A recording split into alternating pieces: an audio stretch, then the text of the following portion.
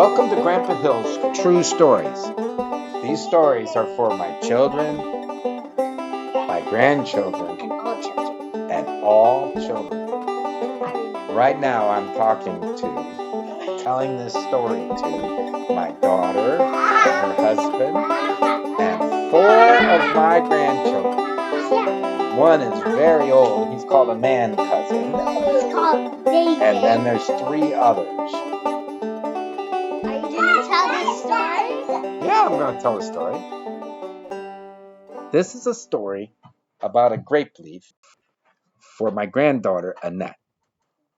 It has to do with a very lovely lady. It is actually the wife of Uncle Andrew's godfather. No, that's not true. Mrs. Romo is Uncle Andrew's godmother. Yes. That's the part that's true. Well, actually, the whole story is true. It's the best I can remember. So we were visiting the Romos, the family, and Mrs. Romo had a project for us.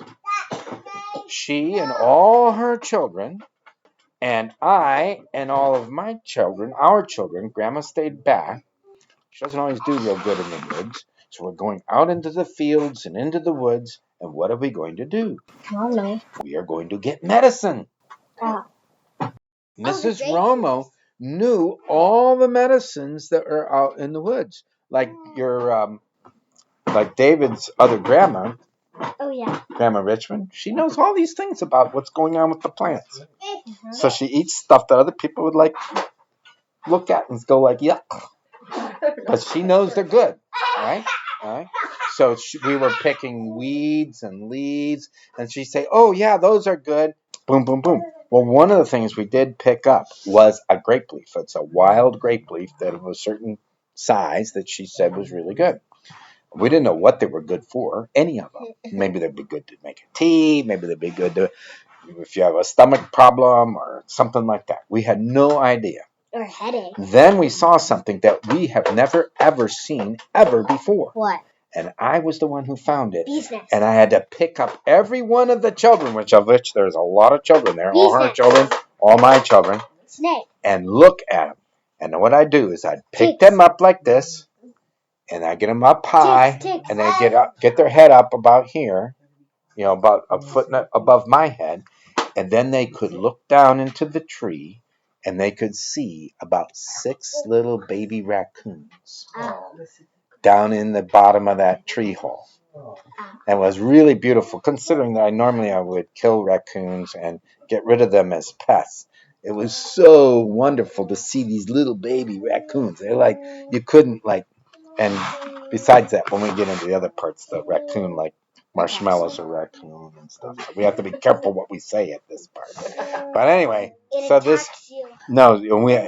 were looking for the mother coon because we had scared her away. It was in the middle of the day, and quite often the coons would be settled down in the middle of the day. They'd be like nursing the little ones and stuff like that. But anyway, so we showed them that, and then it's time to go back. And when it goes back, well, Aunt Amy and I, your mother and I, we were on a different path. We have a track record of bushwhacking. It's not very good. So that's where you go off the beaten path, and you have to make your way with sticks and knives to cut a path and whatever. In this case, it's farm fields, and we had to cross the farm field, and that's when your mother put her hand on the ground to go underneath the fence where I'm going over the fence. Oh, the bee sting happened. And that's where she got her sting. She put her hand on a bee's nest. Yeah. Bumblebee's nest. And she got a nice sting. Like your no, actually not a nice sting. That's a misuse of the word nice. Mean she got a sting. It's a mean sting. Well, it's not really mean because the bees are just protecting their home. Yeah. Okay. It was just, that's what happened. But that's where I didn't learn the lesson from the previous bee sting. Because we weren't careful at all. We were just, we can cross here. Down goes her hand, up come the bees. So and she has a lot of allergies, including bees. Yeah. So when we get there, she got a big fat hand. Yeah. You can't see her knuckles anymore. This whole thing's all fat. And it's like in the treats. Now the Romos, the Romo family, they were already home. Because we were a little slow getting home because we had gone bushwhacking and got stung by the bee. And we got in there, and Mrs. Romo, she says, oh, we could take care of that.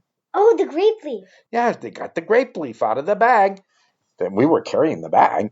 Here's the bag. Here's the grape leaf. She puts it in the hot water on the stove. Kind of just heats it up, gets it soft, no boiling or anything, and then takes it out, wraps her hand in the grape leaf. About 15 minutes later, she's all better. No swelling. Yay! Completely gone. Even with her allergies. And she didn't go see the doctor. She didn't get a shot. She didn't get any of these other things. She just got a grape leaf. That's cool. And that's my story. Did you get to eat grapes? No, there was no wild grapes that we were going to be eating. We probably ate something else. Yeah, let's do another story. Marshmallow? Yes? Yes, Garth? Mrs. Romo was a pretty smart lady, wasn't she? She knew about medicine and food in the woods and fields. I don't know, Garth. I think she was wise and resourceful. She knew something about natural remedies and foods in the fields and used them to help take care of her family. Well, I think she was smart. Ahem. Excuse me, my dear fellows. I think I can enlighten you both. Mrs. Romo knew things that others didn't know. This does not happen by accident. Usually, a person like Mrs. Romo will be curious and have a thirst for knowledge. Mrs. Romo reminds me of Mrs. Mariah Watkins. She knew a lot about medical uses for plants.